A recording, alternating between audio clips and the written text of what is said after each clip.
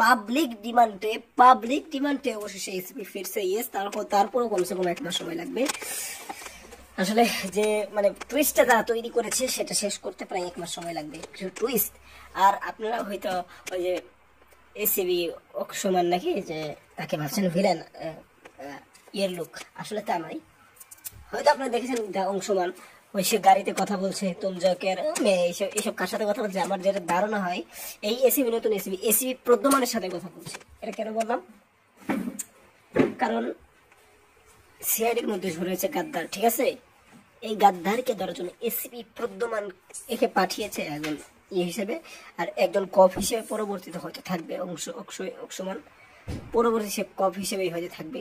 আমার মনে হয় না যে দয়া বুঝতে নিয়ে দেবে, হয়তো বরাবর দেবে। তাহলে তাদের সাথে যে ব্যবহারটা করলো তারপর কি হবে বুঝছেনই তো। তারপর নিচেটা মানে সরাসরি সম পরিমাণ দিলে একটু খেলা মজাই জমে যাবে নাকি। Thank you.